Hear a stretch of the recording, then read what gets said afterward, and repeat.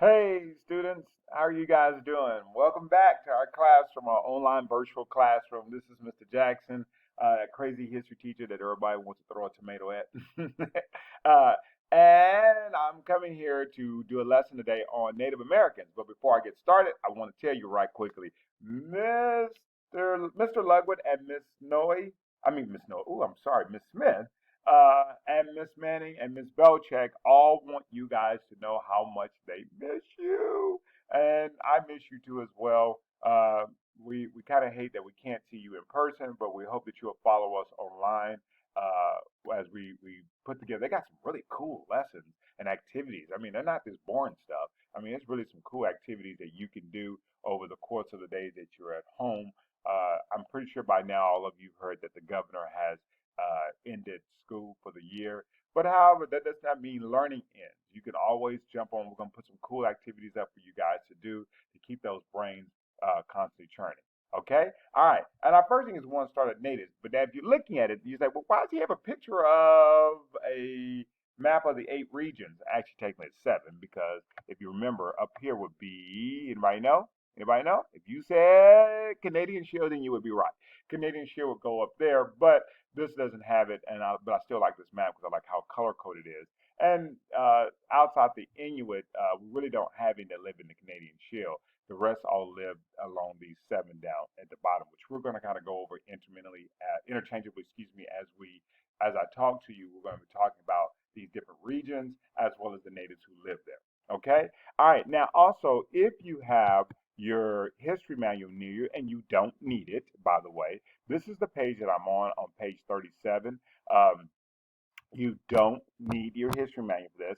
I am going to post a flip chart right below this video where you can go in and you can open up the flip chart, and it's literally going to be these exact same things that I'm talking about. It's these 5 tribes here. And the only reason why I'm going over these 5 tribes is just to kind of give you guys some understanding, refresher, because you thought we've already done that. Yeah, but this is to kind of get the wheels to turning and kind of remind you of some of the cool things that we learned in classroom about the various different tribes. All right, the first tribe I'm going to talk to you about is the Inuit. Inuit tribe. Now, they live in the area like Alaska and also across Canada. And yes, even some around that Canadian Shield area. The Inuit natives live in very cold, probably the most extreme cold that you're going to learn about because it's up near the Arctic of all the natives that we've studied. Now, sometimes they're known for, and please note this is an offensive term and I do not like it. It's called Eskimo. We do not use that, which means lover of raw flesh or raw foods or something of that nature. The reason why we do not call them Eskimos, I remember when I was your age and I was in school, our teachers called them that. We do not, first of all, that's not their name. Their name is Inuit. So you need to refer to them as Inuit Native Americans. That's number one. And number two, to describe them as eaters of raw food or raw flesh, it does not characterize who they are. Now, yes, they do eat raw seal. And some of you in my classroom, you remember I showed you a video of them actually eating the seal, and that's part of their delicacy. But we should not view that as a negative. It's just culturally that's part of their diet, and they ate raw food. But there's so much more than eating seal. I mean, they do have a big diet that consists of seafood, but they're the natives. If you look here at this guy here, they're the ones that learn how to take a ice, the snow rather, and compact it together to make an igloo.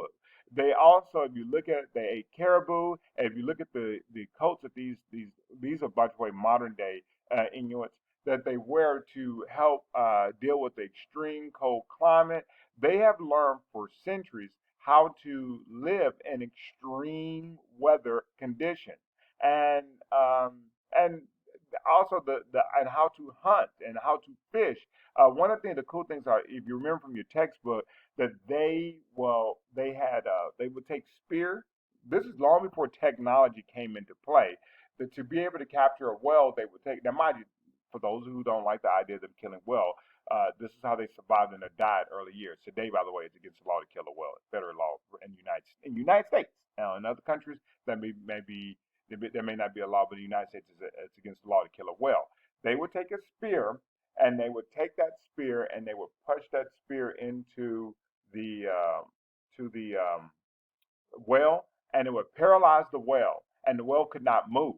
And then they would capture the well and bring it into on shore. I thought that was kind of cool because in all this day of technology, wells are huge. They're not small, and for these guys to have that type of the Inuits to have that type of skill set is just awesome in how they are. But it just speaks to the beauty of who they are as a people and as a culture.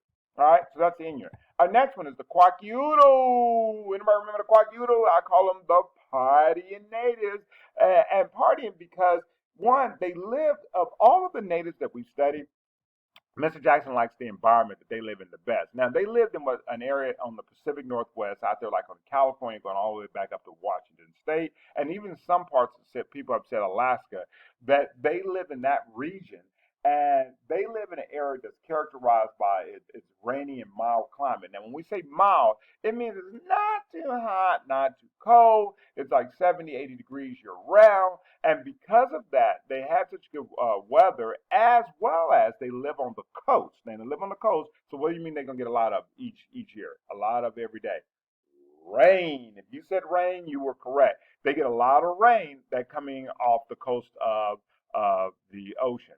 That rain comes in along with the wonderful temperatures, created a perfect environment for being able to grow crops because their soil, because they are so close to water, was very fertilized with a lot of nutrients, which allow for the abundance of crops, an abundance of berries, an abundance of trees. If you ever go out to the West Coast, you see these big, huge, gigantic cedar trees that grow. And thinking of cedar, these the Kwakiutl, they also, because they were so close to water, they also had a big diet in seafood as well. And one of the biggest was salmon.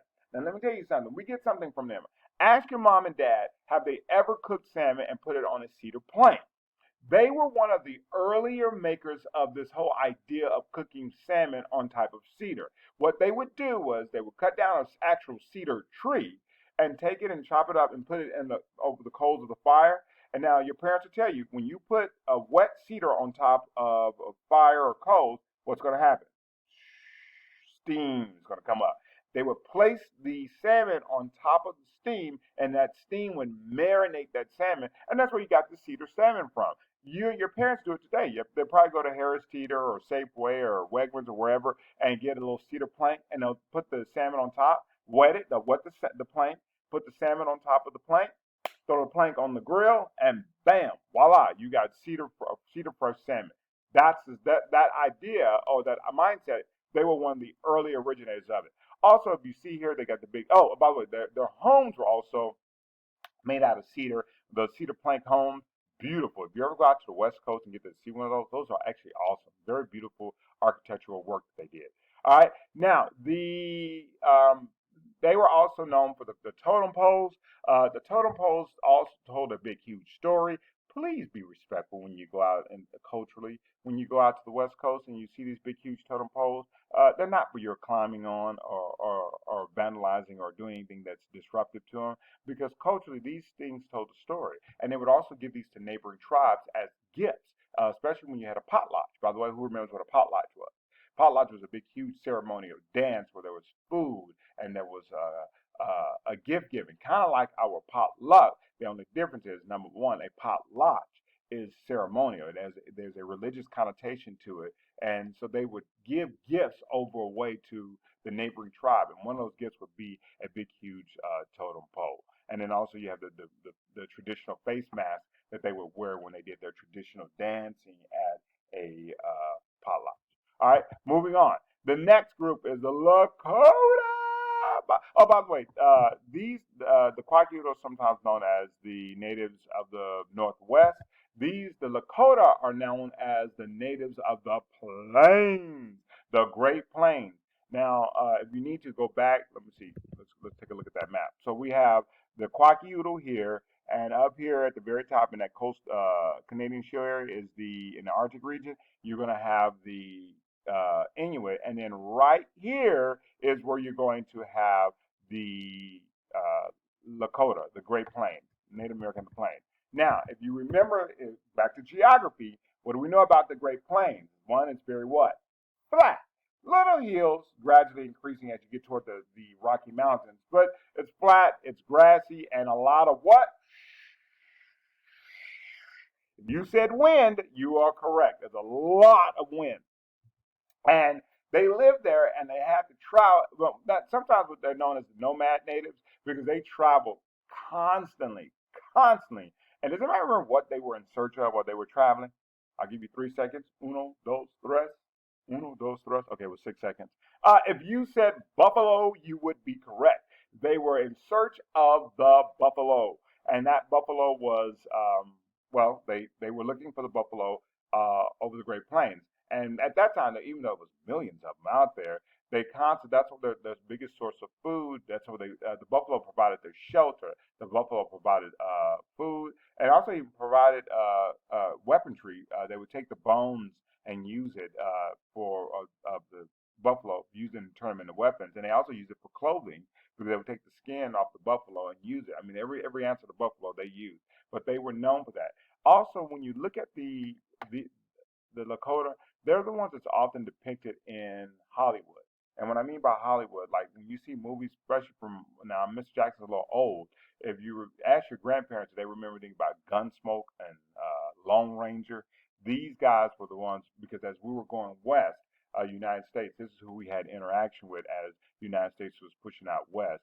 Unfortunately, we pushed them off the Great Plains, but in our quest to go west, and this is who we often ran into, the Native Americans. But what was so cool about them, they learned to adapt to the Great Plains environment. If you look at this house right here, that TP that they built, that because they were nomads, and I think I'm gonna say the word is traverse Native Americans. That may be wrong, but they were able to put down that and put it up very easily because they had to move so much.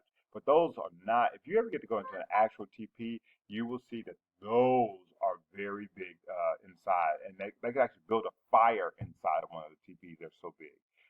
But really great Native Americans learned to adapt to the different, I won't say harsh conditions, but the different conditions of the Great Plains.